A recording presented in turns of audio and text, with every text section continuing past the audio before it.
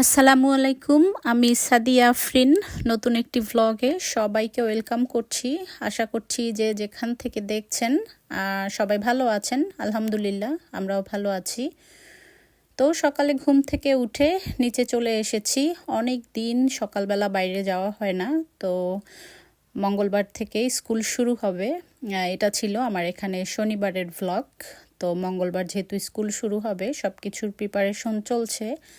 আর এইদিকে সকালের নাস্তা শেষ করে আমি চলে যাচ্ছি একটু পুঁইশাক হারভেস্ট করতে।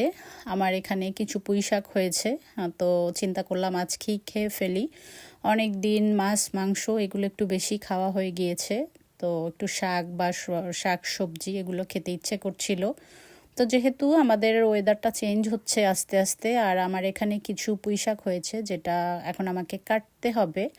আর এদিকে আমার আম গাছের টবের মধ্যে আমি কি যে লাগিয়েছিলাম আমি নিজেও জানি না, লেবু অথবা মালটা অথবা জাম্বুরা, যে কোনো কিছু খেয়ে ভালো লাগলেই আমি বীজগুলো এভাবে রেখে দেই, সেখান থেকে আর কি চারা আসে। এখানে আম গাছের মধ্যে একটা আম চারা, একটা তেঁতুল চারা হয়েছে। আসলে জানি না এগুলো কি করব, কারণ ওয়েদার খারাপ হলে তো আর বাইরে লাগানো সম্ভব না, আর ঘরের মধ্যে কতগুলো গাছ রাখবো, বেশি রাখাও তো সম্ভব না। আর আমি এইদিকে পুঁইশাকগুলো কেটে কেটে নিয়ে এসেছি। এখানে অনেকগুলো পুঁইশাক আমার জন্য, আসলে অনেকগুলোই, কারণ ঘরের মধ্যে বাইরে সামান্য একটু হয়েছে। আর এখানে কিনতে গেলে এখানে সম্ভবত 3 থেকে 4 পাউন্ডের পুঁইশাক হবে। তো আসলে এগুলো আমার কাছে অনেক দামি মনে হয়, যেহেতু নিজের হাতের। আর এবার তেমন কোনো কিছু করা হয়নি, কোনো সবজি বা শাক এবার আমার লাগানো হয়নি, একটু বিজি ছিলাম। তো এদিকে আমি চিংড়ি মাছ দিয়ে পুঁইশাকটা রান্না করব। তো আগে আমি চিংড়ি মাছটা ভেজে নিয়েছি, এরপর কষিয়ে পুঁইশাকটা দিয়ে দিয়েছি।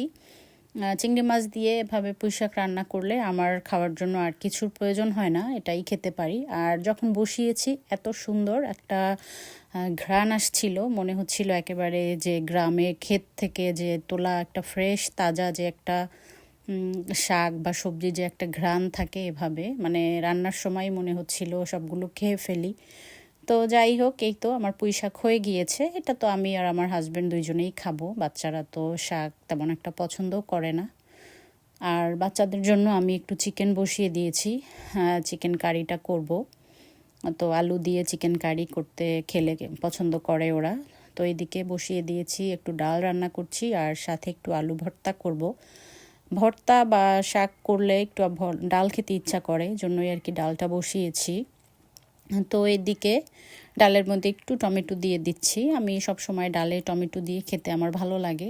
আর এদিকে আলুটা আমি ওভেনের মধ্যেই সিদ্ধ করে নেব। তো ওভেনে দিয়ে দিয়েছি। ওভেনে সিদ্ধ করলে এটা সময়ও কম লাগে আর খেতেও ভালো লাগে। পানির মধ্যে সিদ্ধ করলে একটু পানি পানি থাকে, আর ওভেনে করলে মনে হয় যে ছোটোবেলায় চুলার মধ্যে পুড়ে যে আলুটা সেদ্ধ করতাম ওরকম একটা ফ্লেভার থাকে বা ওরকম একটা টেস্ট আসে। তো যাই হোক, আমি কিছু সময় এটা চালিয়ে একটু চেক করে নিচ্ছি, দেখলাম যে হয়ে গিয়েছে 2 পাশ। আর এদিকে আমি ডালে তেলটা দিয়ে নিচ্ছি। ডালে তেল পেঁয়াজ দিয়ে এরপর আমি টুকটাক অন্য কাজ করব। তো ফাঁকে একটু মরিচ ভেজে নিচ্ছি। আমরা যেহেতু ঝাল একটু কমই খাই, এই জন্য একটু মরিচটা কমই দেব। তো আমার কাছে তো একটু কম মনে হচ্ছে, কিন্তু যদি বাচ্চারা খেতে চায়, বিশেষ করে আমার মেয়ে বা আমার হাজব্যান্ড, ওরা তারা একটু ঝাল কমই খায়। আর এইদিকে আমি ভর্তাটা বানিয়ে নিচ্ছি। গরম অবস্থাতেই আলুটা ভেঙে নিলে খুব সুন্দরভাবে ভাঙে, আর ঠান্ডা হয়ে গেলে দেখা যায় ভাঙতে অসুবিধা হয়, শক্ত শক্ত হয়ে যায়। তো আমি এখানেও পেঁয়াজটা একটু সরিষার তেলে ভেজে নিচ্ছি। আমার হাজব্যান্ড বলছে বাটার দিয়ে খাবে, তাই আমি এটা যে ঘিটার মধ্যে ভেজে নিয়েছি, এবং ফ্লেভারের জন্য সামান্য একটু সরিষার তেলটাও দিয়েছি আমি। আমার হাজব্যান্ড কোনো ভর্তা বানালে দেশি ঘি দিয়েই বানাতে বলে, তার ভালো লাগে ঘি দিয়ে ভর্তা বানিয়ে খেতে। তো যাই হোক, আমার ভর্তা প্রায় রেডি। আর এত গরম গরম ছিল যে আমি প্রথমে চামিচ দিয়ে ভেঙে নিয়েছি, যেহেতু হাত লাগাতেই হবে জন্য হাত দিয়ে একটু চেষ্টা করছিলাম। আর এদিকে আমার ঘি দিয়ে আলু ভর্তা হয়ে গিয়েছে। আর আমি একটু ফ্রি ছিলাম আজকে, ওই রকম কাজ ছিল না, এই জন্য আমার কিছু রূপচাঁদা মাছ ছিল ফ্রিজে, এগুলো কাটা ছিল না, এগুলো কেটে আমি কিছুটা মেরিনেট করে রাখবো। সামনে কিছু মেহমান আসার কথা আছে তাদের জন্য, তো করে রেখে দিলে আমার একটা কাজ আর কি সামনে এগিয়ে রাখলাম। তো এটা মেরিনেট করে রাখছি। প্রথমে আমি আদা রসুনের কিউবগুলো দিয়ে দিচ্ছি। আদা রসুনটা এভাবে কিউব করে রাখি, এজন্য এটা আগে দিয়ে দিচ্ছি। সামান্য একটু হলুদের গুঁড়া, সাথে হচ্ছে লবণ এবং অন্য মশলা সব দিয়ে দিচ্ছি। তো আপু ভাইয়ারা যারা এই পর্যন্ত এসেছেন, আমার ভিডিওটি দেখছেন, প্লিজ একটি লাইক দিয়ে দেখা শুরু করবেন। যদি কোনো অংশ ভালো লাগে সাবস্ক্রাইব করে পাশেই থেকে যেতে পারেন। আর যারা আমার ভিডিওটি সাবস্ক্রাইব করলে আমার চ্যানেলে যারা আসছেন, প্লিজ আমাকে কমিউনিটিতে একটি কমেন্ট করে যাবেন। ওখানে এসে কমেন্ট করলে আমার ওটা চেক করা হয় মাঝে মাঝে, তো আমার খেয়াল থাকে যে কে আমাকে সাবস্ক্রাইব করছে, কে করছে না। বা কেউ যদি আমার ভিডিও নতুন দেখেন, প্লিজ দয়া করে কমিউনিটিতে এসে কমেন্ট করবেন। অন্য কোথাও কমেন্ট করলে সেটা অনেক সময় চেক করা হয় না, অনেক মেসেজের ভিড়ে, কমেন্টের ভিড়ে সেটা হারিয়ে যায়।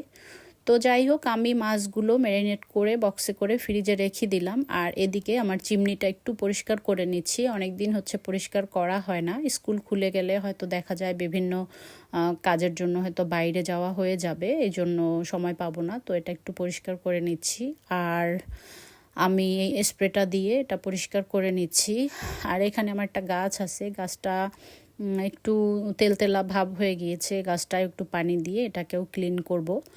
আর এদিকে টুকটাক কাজ তো আসলে থাকেই, যেহেতু সব কিছু নিজের হাতে করতে হয়।